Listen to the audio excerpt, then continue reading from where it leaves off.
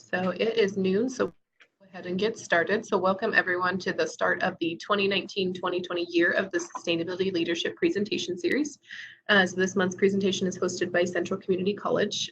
Just a few housekeeping items. All attendees are in listen-only mode to prevent any background noises, but you are invited to ask questions, and we'll do those at the end of the presentation.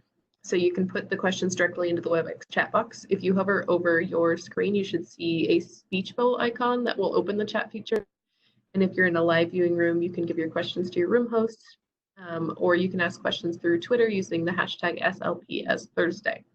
So I'm happy to introduce Randy Smith, who is a program specialist too in the Energy and Assistance Division, Department of Environment and Energy, where he also coordinates the Clean Diesel Program and the Nebraska Diesel Emissions Mitigation Program that administers funds from the Volkswagen State Trust. He also serves as the Grants and Training Coordinator for the Air Quality Division. He's a graduate of Cornell University, the University of British Columbia, and the University of California.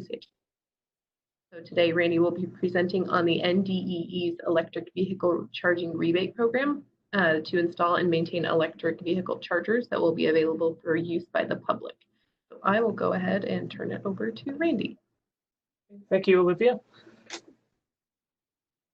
So again, as a synopsis, our department is providing $1.2 million in rebates as incentives to install electric vehicle charging equipment that will be available to the public at qualified locations in Nebraska. Those locations will include highway corridors, community and destination locations, and workplace locations. The payments will be made as reimbursements after the work is completed. Applications opened at the beginning of August, and the closing date is November 15th of this year. And we anticipate making the awards in early January next year. The funding for this program is the result of the court settlement of Volkswagen's violations of EPA emission standards by its diesel vehicles and their efforts to circumvent emission tests. So I want to give you a little bit of background on the Volkswagen settlement before we get into the details of the EV charging program. There are three parts to the Volkswagen diesel emission settlement. The first was a vehicle repair and buyback program. Secondly, Volkswagen was required to invest $2 billion in zero-emission vehicle projects, which led them to spin off a company called Electrify America, which has 10 years to expend these funds. Over the past few years, Electrify America has been installing charging equipment along major highway corridors across the country, as well as in select larger communities.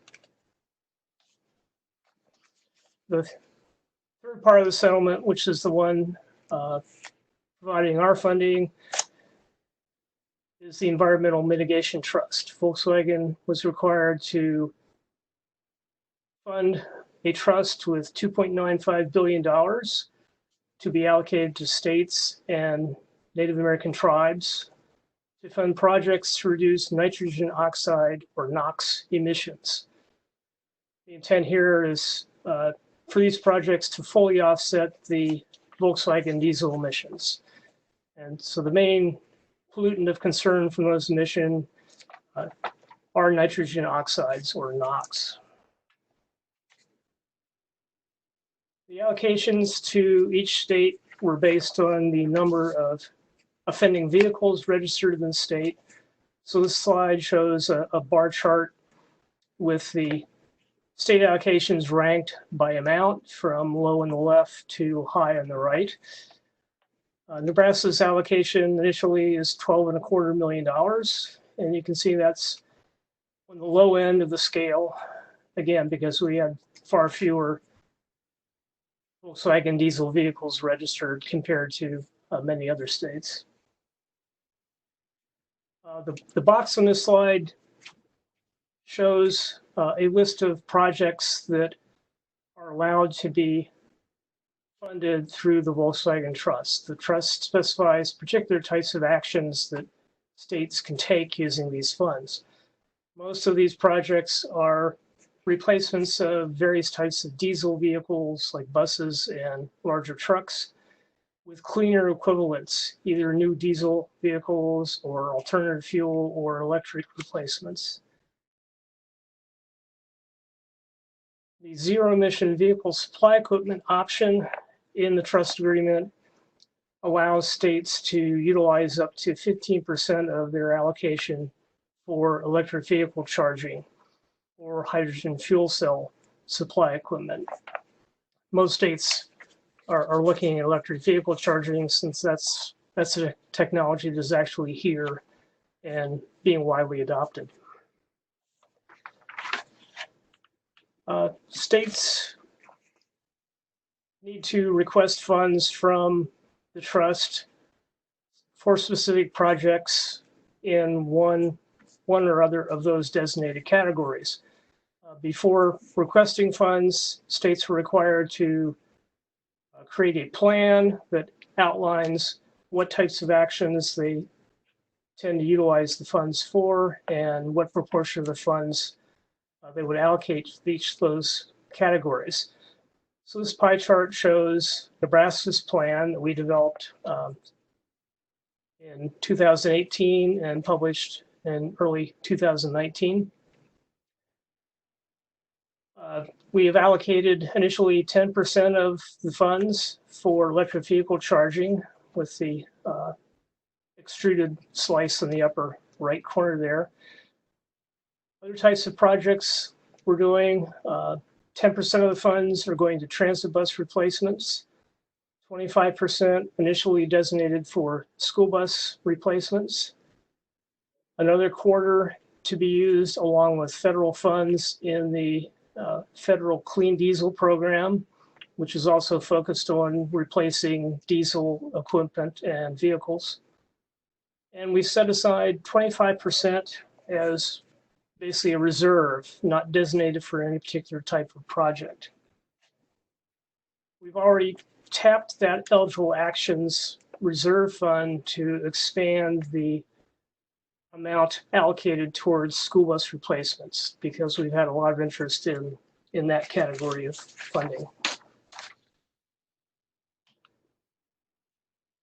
So what we've been doing so far, diesel school bus replacements, we've expended or committed about $4.4 million starting in 2018 and in an application period that just closed in August for the coming year. That program will be replacing about 100 diesel school buses throughout the state with either a new cleaner diesel bus or in some cases propane fueled buses that meet even stricter NOx emission standards. This program is limiting school districts to apply to replace one bus per year. Most of the applicants have been rural districts that have relatively small fleets, but their buses may travel fairly long distances. That program offered a 50% rebate for new diesel buses and 60% for the low NOx propane buses. And that we've had about 14 schools opt for the propane buses. This is a map that shows the distribution of the school bus rebates. The larger markers are last year's program, and the smaller orange markers are the projects just getting underway. You can see they're fairly well distributed across the state. Secondly, we're doing diesel transit bus replacements with 10% of the funds, or about $1.2 million. The only two transit agencies that have large diesel buses eligible for replacement are StarTran in Lincoln and Omaha Metro. The funds we have there were sufficient to provide a 50% rebate for replacement of about 5 standard diesel buses with newer CNG fueled buses. Both of the transit agencies took a little bit different tack than we expected. StarTran already had grant funding from the federal government to acquire battery electric buses. So they opted to utilize VW funds to cover most of the remaining cost share the city would need to provide for that federal grant for 2 battery electric buses, which are expected to arrive this fall.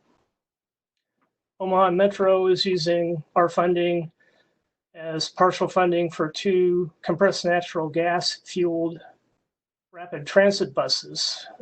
You can see an example there on the lower part of the slide. These are 60-foot long articulated buses that will run on a new rapid transit route from downtown Omaha to West Omaha, again, starting sometime this fall.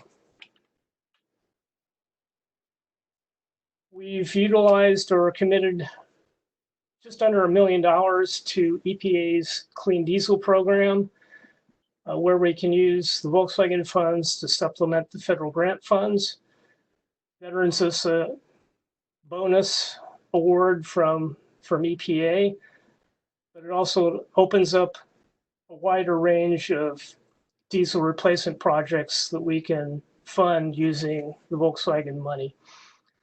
We've been using those funds to replace diesel refuse trucks with either new diesel trucks or even cleaner compressed natural gas fueled trucks.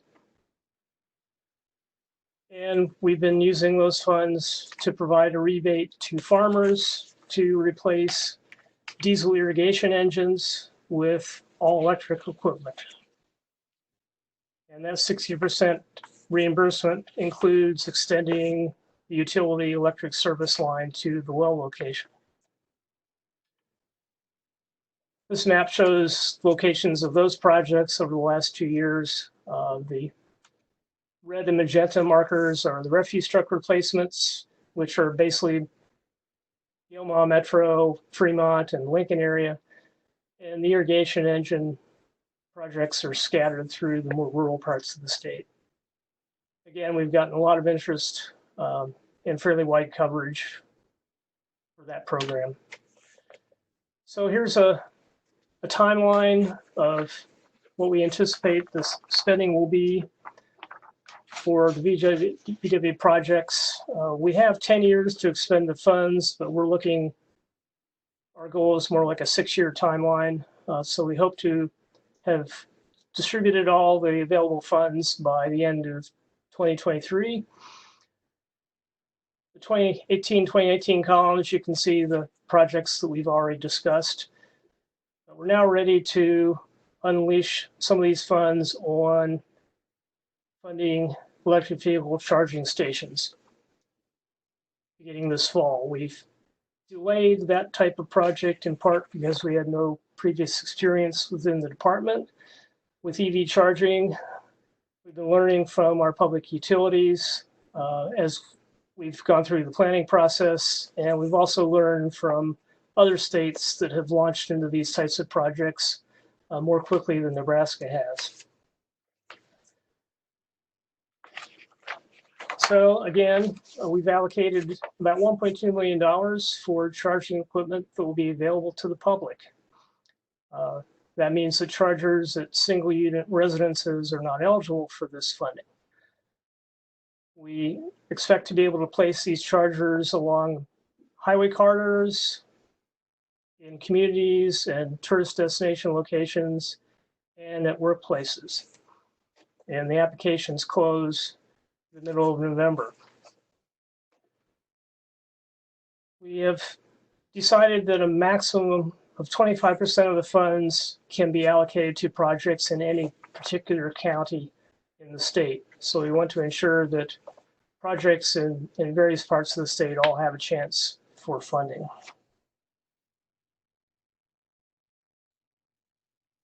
So let's get into sort of the meat of the EV charging program. This slide shows the eligible applicants, which is a fairly wide range. Businesses, government entities at all levels, educational institutions, metropolitan planning organizations, public utilities, and other similar public entities, as well as nonprofit organizations. What will we be funding? We're looking at level 2 chargers and DC fast chargers. If you're not familiar with the terminology of electric vehicle charging, here's a slide that summarizes some of the technical details. Level 2 chargers operate on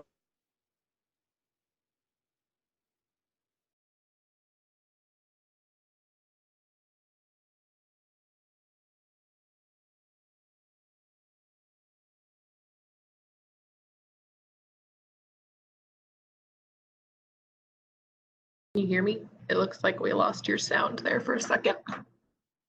Okay. Okay. All right.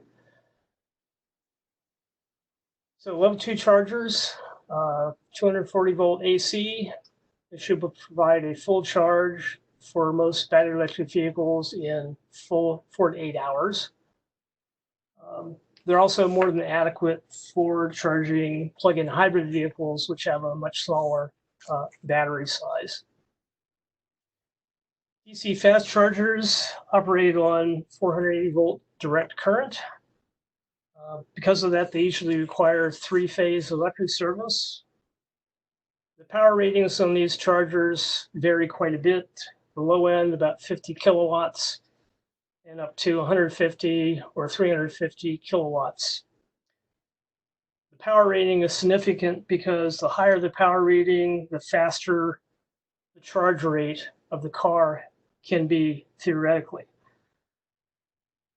That also means these are higher cost chargers, both to install and to operate. The charging time for a DC fast charger depends on the charger power and the battery capacity, and also the rate at which the car itself can accept the charge. A lower power DC fast charger can fully charge a Chevy Bolt, which has nominally a 238-mile driving range in about an hour and 20 minutes. The higher powered chargers could cut that to maybe 20 minutes. Now, one wrinkle here is that not all electric vehicles can use a DC fast charger. The DC charging is relatively new technology. A lot of the older EVs don't have DC connectors. And even on cars like the Chevy Bolt, the DC charging capability is an extra cost option. Currently, only a few of the newer EVs can take advantage of the faster charging provided by the higher powered DC fast chargers. But most of the new cars coming on the market will be able to accept the charge at least 150 kilowatt rate. So because of the current state of the market, we are not requiring installation of these higher powered chargers. We're content to start with the lower powered DC fast chargers, but we want to make it easy and cost effective for projects to upgrade their charger power or expand the number of chargers installed in the future as more EVs enter the market. And more on that a little bit later.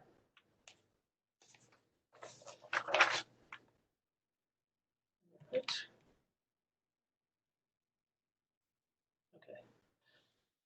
So what will we pay for and how much? The slide shows our maximum reimbursement levels and corresponding cost share requirements. For DC fast charging stations, our maximum reimbursement percent will be 80%. That is the highest reimbursement percent we're allowed to offer to private owners under the Volkswagen Trust Agreement. So recipients of these funds will need to come up with at least 20% of the cost. For level 2 charging stations, we don't think they need as much of a financial incentive as the DC fast chargers because level 2 equipment is much less expensive. So our maximum reimbursement there is 50%.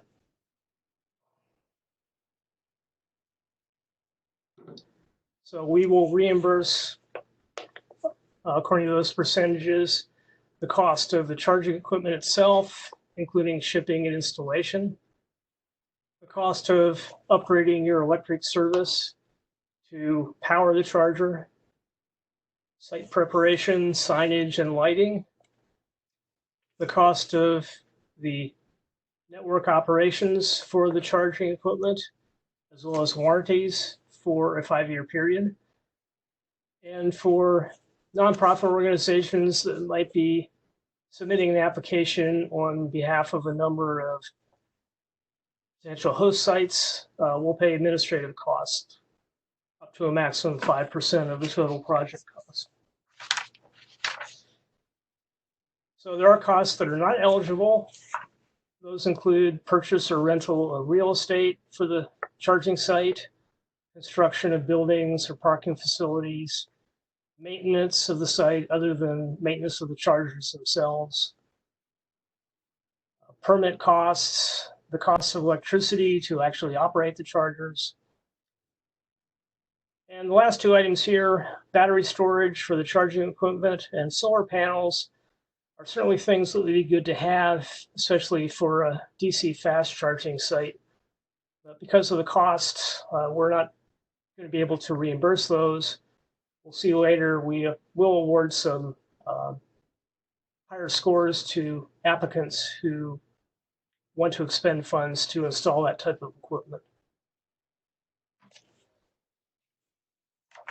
Okay, eligible charging sites. Again, we're envisioning placing chargers at highway corridor sites, in communities and at tourist destinations, and at workplace sites. And it's important to note that one site may qualify under more than one of these location categories, and that will also earn higher points during our scoring process. So first of all, highway corridor sites, we're putting a limit of 3 miles on the driving distance to a state or federal highway to define a highway corridor. We don't think 3 miles is too far to ask of a desperate EV driver who's running out of charge and needs to find a charger. We're expecting highway corridor sites to have at least one DC fast charger and one level 2 charger. The reason for the level 2 charger is, again, because not all current EVs can use a DC fast charger, and we want to make sure that any EV can use these charging sites. And all the equipment at a DC fast charging site will be covered under the 80% reimbursement amount. One exception to the need for a DC fast charger would be hotels along highway corridors. At hotels, guests are obviously staying overnight, so there's ample time for them to get a full charge with a level 2 charger. So hotel sites are not required to install the DC fast charger. And if it's level 2 only, that'll be a 50% reimbursement. We are going to give priority to preference to sites along priority highway corridors that we have designated. So we gave considerable thought to determining these highway corridors. We considered, first of all, the locations of existing DC fast chargers shown in the map on the upper left by the squirrely looking markers there. Most of the current DC fast chargers are along Interstate 80. Most of them installed either by Tesla, which are the markers with the yellow background, or by Electrify America just within the last year or two. Secondly, we looked at traffic volumes with information provided by the Nebraska Department of Transportation. The map on the lower right is a screen capture of a web map on the NDEE website showing traffic volumes, average daily traffic volumes during 2018. The lowest traffic volumes are shown in blue, and then through green, yellow, orange, and red to the highest volumes. And no surprise, the higher volumes occur along the major highways. And outside the Interstate 80, those are mostly in the eastern part of the state, and are highways that connect the major population centers in the eastern third to half of the state. So this is a map showing our priority highway corridors.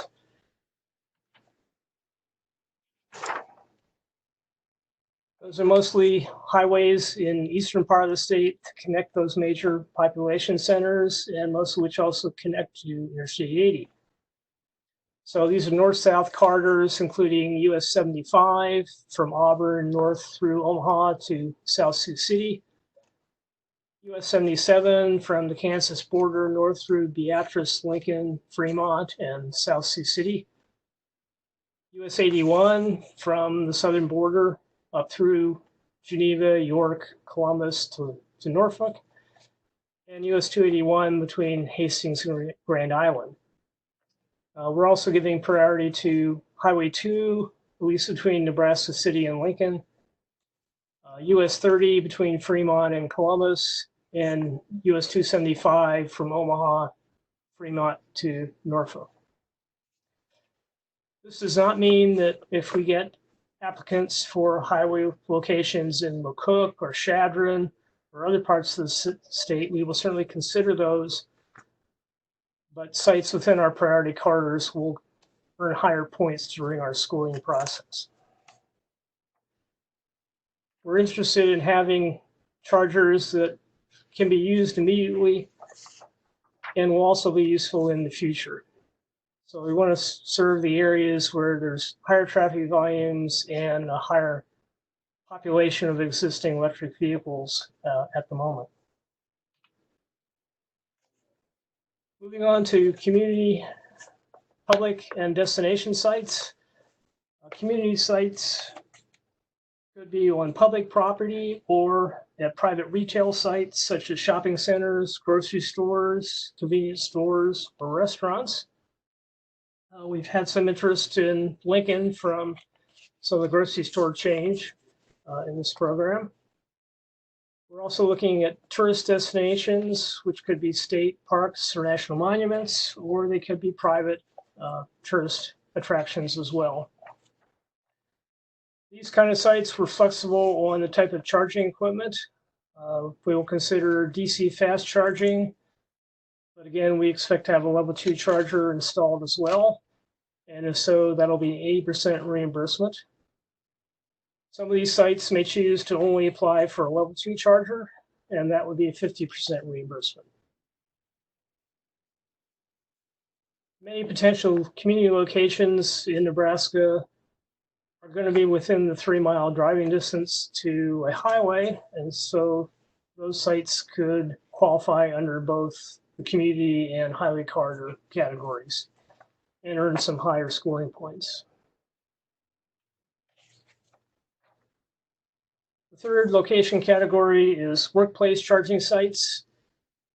These we expect to be level 2 chargers for use by company vehicles, potentially for fleet charging of EVs, used by the company employees, by their customers, and for the general public. The maximum reimbursement for these projects will be 50%. Now, there may be cases where we have a business that does have a fleet that they want to charge, but those vehicles are parked overnight in a fenced area that's not accessible to the public, and that's where they need the charger to be. In those cases, we're willing to fund a charger that's not accessible to the public if one that is publicly accessible is included in the project. So that type of business would need to install at least 2 level 2 chargers.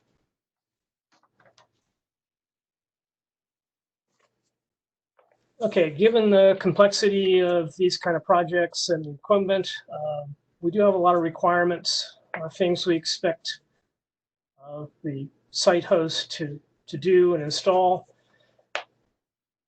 So we have some general project requirements. As part of the application process, we expect applicants to submit at least 3 written cost estimates or bids for any equipment, contractual services, or supplies that cost $2,000 or more. This is in part a response to requirements from the VW Trust Agreement that we follow state contracting and bidding procedures. We also want to make sure that we fund the most cost-effective projects that we can. Now, we're aware that this 3 estimates requirement is somewhat burdensome and time-consuming. It may be especially a problem in smaller communities where there may not be 3 electrical contractors available to bid on this type of work. So in that case, if a vendor refuses to submit a bid, then that may be counted towards this total of 3 estimates or bids. We're not requiring rebate recipients to select the lowest bids, but the reimbursement will be based on the lowest cost estimate. So you can buy that Cadillac Charger, but we're only going to pay for the lowest cost Charger. So when you're getting estimates, you need to make sure that companies have all the information needed to provide a reasonable cost estimate that will actually cover the costs that are required for these projects. We will require rebate recipients to sign an agreement with the department covering their project. Once we have that signed agreement, we will issue a commence work notice to the recipient. That is the point at which you can start expending funds and purchasing equipment. Any expenses that are incurred prior to issuance of that commence work notice will not be eligible for reimbursement. So applicants should not go out and buy a Charger now and expect to be reimbursed for that if they receive the award.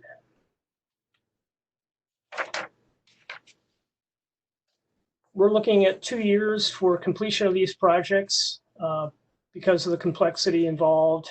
If there's electric service upgrades that need to be done, especially for the DC charging projects, it might take a while to get those off the ground and completed.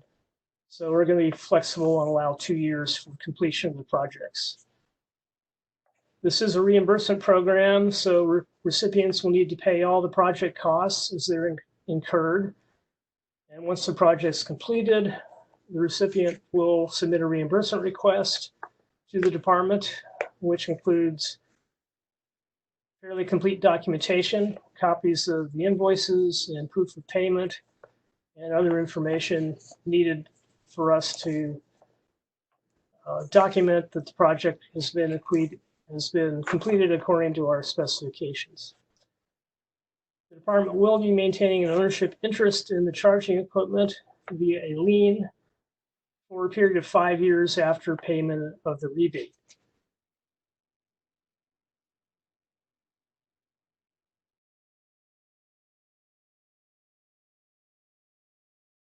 Charging equipment.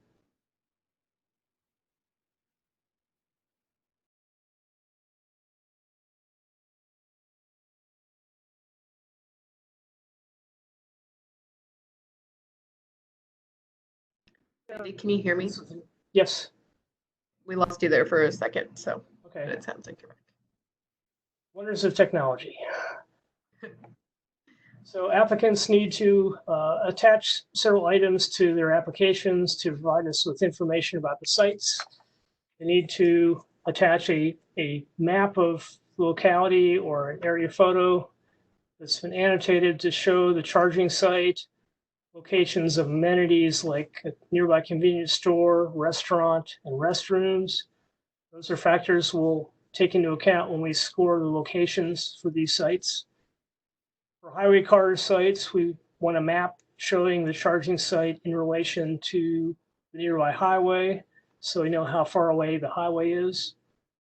And we require an assessment by the applicant's electric utility of the required service upgrades and any changes required to transformers and other electric equipment. So we do expect applicants to work closely with their utility because they are the experts in what's required.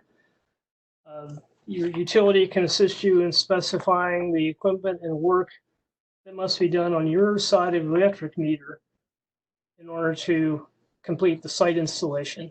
And that's information you can pass along to electrical contractors to enable them to provide a proper bid.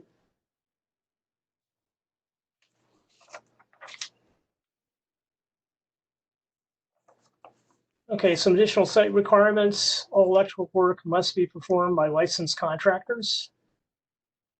If applicants are not the owners of the site where they expect to have the charger installed, then they must submit a signed letter from the owner of the property approving the project. And if they're funded, the applicants must obtain a site host agreement assuring that the charging station will be able to remain at the site and have the opportunity to remain operational for at least 5 years. Public access sites must be easily accessible round the clock, 7 days a week. We expect the sites to have at least one designated parking stall for per charger. And for sites that have level 2 chargers that have dual connectors that can service 2 cars at the same time, we expect to have 2 parking stalls designated at that charging location. Public access sites need signage to direct motorists to the site. So in the upper right are some examples of signage that have been approved by the Federal Highway Administration for that purpose. Each charging parking stall must have signage, something along the lines of electric vehicle charging only or the equivalent. And here's some examples that are available in the marketplace for that purpose. We also want to have pavement markings on the charging stall to say electric vehicle charging only, or again, some equivalent. And here's an example of one type of design on the lower right. We don't have set requirements on exactly how those pavement markings look. That's something we need to work out as we go along. We have some requirements on how the charging stations are operated. The chargers need to have the ability to provide customer service. They need to post a telephone number that's available 24 hours a day, 7 days a week, that a user can call if there's a problem. They can get some help from someone on the phone. And in some cases, the charging network can actually restart the charger software remotely if there's problems with the charging software itself. We want to make sure that everyone is charged equally for charging their electric vehicle at any particular site. Chargers that are not providing free charging must allow use of a credit or debit card for payment without requiring additional fees above the normal fee for EV charging. Chargers may offer additional payment options. For example, if they're chargers that belong to a large EV charging company that owns their own network and offers subscriptions, then that's perfectly okay. They can offer a subscription service. Charging can be paid for under that charging service by a smartphone app or using a smart card of some sort. But the chargers need to be able to be used by people outside that charging network via credit card without costing them any more.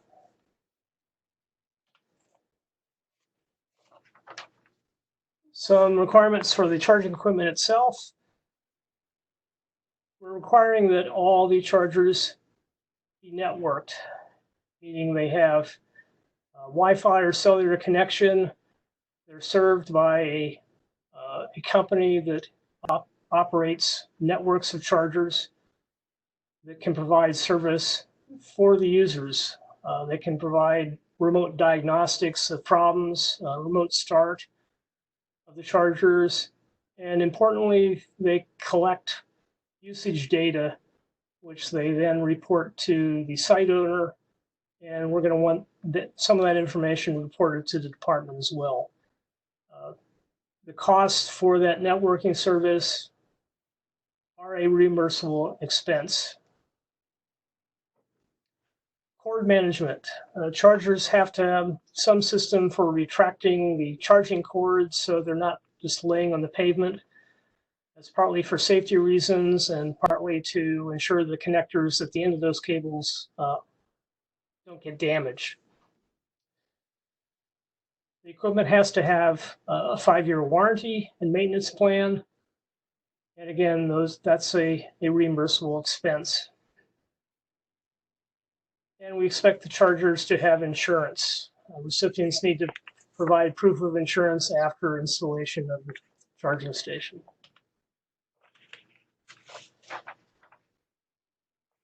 Some additional charging equipment requirements. Unfortunately, there's 3 different types of DC charging connector in the marketplace. The car manufacturers have not yet settled on a particular standard. We're requiring DC fast chargers to have 2 of the 3 types of connectors. The 2 that are shown here, the Chatamo connector, which is used primarily by Japanese vehicles, and the CCS1 connector that's used by a lot of European and some American cars. Charger sites with these 2 connectors will allow EVs manufactured by any US, European, or Japanese manufacturer other than Tesla to utilize the charger directly using one of those 2 connector types. Tesla owners can use these connectors by purchasing an adapter. And again, as I mentioned previously, we want DC fast charger sites to also include at least 1 level 2 charger. And we want to future-proof these sites if possible. We would like we're requiring the rebate recipient to install conduit and electrical service box, not just to serve the DC fast charger they're installing, but to enable an additional charger or upgrade of power to their first charger to be done without ripping up the pavement, without incurring a lot of additional costs. So we want to fund these sites and get chargers installed. And if there's a proliferation in the number of battery electric vehicles, as some are projecting, we want these sites to be able to be upgraded cost effectively.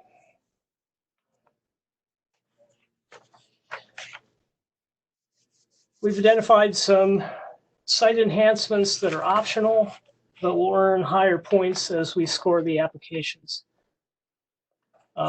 Level 2 chargers are available with a single connector or with 2 charging connectors that can serve as 2 parking spots and 2 cars at the same time. So we're willing to pay the extra cost or reimburse the extra cost for dual port level 2 chargers, and we also award some higher scoring points for applicants that plan to do that.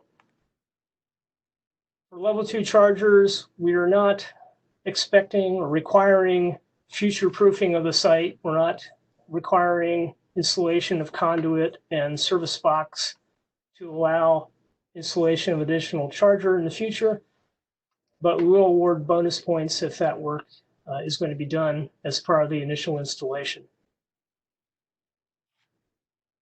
There's some DC fast chargers that have a separate modular power source. We've got a charging unit, and next to it is a box that actually provides the power to the charger through the electric utility. That power source for some of these chargers has modular units that can simply be plugged in. You can plug in additional units to add power to the charger without actually changing the charging unit itself. So that system allows installation of a lower power charger now, but as more cars come in the market that can accept a faster rate DC charge, the charger can be upgraded in power to accommodate those cars at relatively low cost.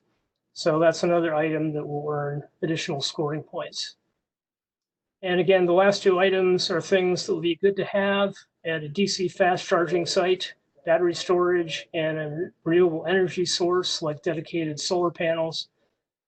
While we're not willing to reimburse the cost of those fairly high dollar items, we will award points if the applicant is going to show out the dollars for that kind of equipment.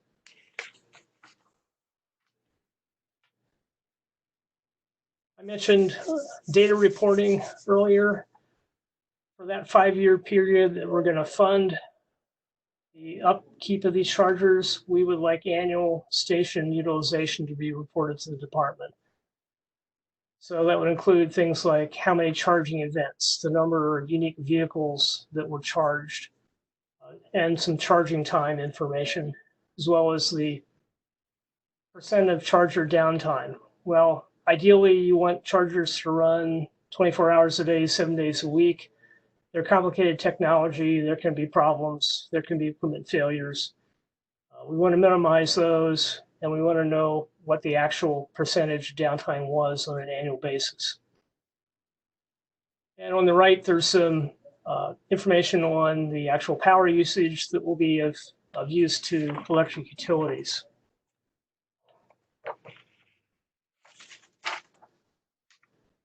So I mentioned scoring. We will review all these applications and have them scored by a scoring committee that will consist of some department employees, and we're hoping to get some outside folks, folks from other state agencies involved as well. We will score the applications on the basis of location criteria, budget, multiple site criteria, and other factors. And this slide shows our scoring scheme. We have 100 points total. Site location is worth 20 points. That will include, are there amenities next to the site to keep people occupied while the car is charging? How close is your highway Carter site to the highway? How far away is it from other charging stations? We want to get preference to DC fast charging sites that are not close to existing charging sites. We're going to look at your budget to make sure you've got adequate documentation, your costs seem realistic, and the project seems to be cost effective. 15 points available for sites that meet multiple purposes like community and highway corridor. We also want to reward applicants that are willing to contribute more than the minimum required match. So it would be points available for that. We're not putting any requirements on where you get the matching funds. They could be completely covered by a separate grant, or they can include a mix of local funds and other grant funds. But we will give some extra points to applicants that are willing to put some local funds into the mix and not just rely on our rebate program and some of their grant program. We will reward identified partnerships with community organizations and other businesses as well.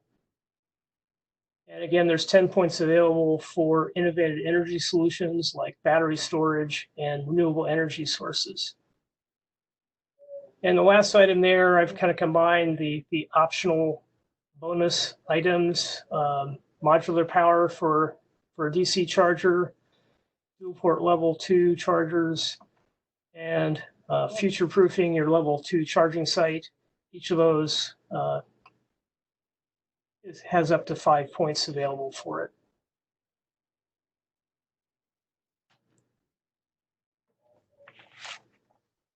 We don't know exactly how many applications we're going to get. We do expect that we're going to receive enough applications to earmark all the available funds in this first cycle.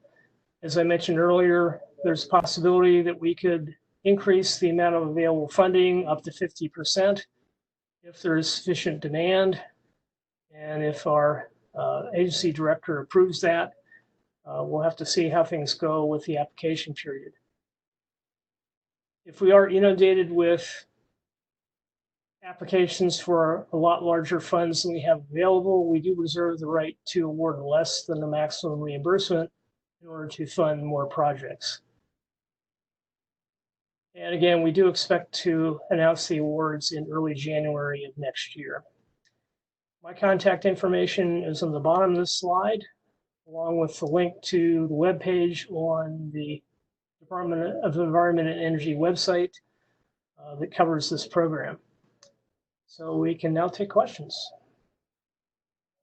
Thank you so much. As a reminder, if you want to ask questions, you can do it in the chat box. If you hover over your screen, you'll see kind of a icon, or you can use Twitter using the hashtag SLPS Thursday. But we have gotten a few already, so we'll start with those. The first one is how many applications have been made so far, and how many are from fleet or public transit locations? We have not yet received an application. The application is fairly involved. There's a lot of ducks to line up in a row here, so folks are still working on it. The next question is with regard to chargers at places like convenience stores or gas stations. What is a typical cost for charging in Nebraska? That's a hard question to answer. There's not really public sources of information on that within the state. DC fast charging equipment, the actual charger starts at about $40,000, $35,000 or $40,000, and goes up from there for higher powered chargers. Level 2 chargers that are networked are in the neighborhood of $5,000 to $7,000. The total costs for a charging site with a level 2 charger might be 2 to 3 times that amount, based on what other states have done. A lot's going to depend on your required costs from utility, especially for a DC fast charger. You want to site those where there's an existing 3-phase service available, so you don't have a lot of additional costs to get the electric service to the site. Okay, the next question is, what would be the average cost for a level 2 charger from start to finish for everything involved? Again, probably the charger itself is going to be $5,000 to $7,000. Based on what other states have done, the total cost for that site might be more like $15,000 to $20,000, including the charger itself. Again, it will be very dependent on the conditions at the site. Do Nebraska vendors versus out-of-state vendor bids receive any higher points in the scoring process? We had not anticipated doing that. I should add here one thing I didn't mention and didn't put any of the slides. We have compiled a list of vendors of charging equipment that is available on our website, on the page that's linked on the bottom here. It may not be an exhaustive list. It's a list of companies we put together basically by searching the web. I had at least one company contact me subsequently to have their company added to the list. So that would be a place to start for identifying vendors of charging equipment. It's probably very helpful for people to have a nice handy list. Another question is, if a site is on the highway corridor, but the location only wants to purchase a level 2, would they then not receive the extra highway corridor points? Yes, that would be correct. Then it looks like the last question we have is there a specific EV software data plan covered by the rebate, or is it kind of up to in the bids they receive? It's up to the applicant. It sort of depends on what charger you purchase. And there are some companies that sell chargers and also operate their own network. So they would be both, the vendor of the charging equipment and the operator of the charging network. In other cases, you can buy the charging equipment, and there are other companies that just offer networking services. So you purchase the charger from one company, but you'd have a different vendor operating the network. So it just depends on what equipment you purchase and what vendors you deal with. Okay, thank you so much. So that looks like it's all the questions we have. So if anybody is interested in learning more about the rebate program, I would definitely recommend checking out the link that what Randy has up on the screen. And if you have additional questions, you can reach out to him. So this presentation has been recorded, so it'll be up on our website in about a week at neb.edu/SLPS, where you can also find all of our past presentations. So thank you so much for doing our presentation and for everybody attending. Our next presentation will be November 6th at noon, and it'll be by Graham Christensen with GC Resolve, and he'll be presenting on regenerative agriculture. So we hope to see you all there. Thank you. Thank you so much. Great day.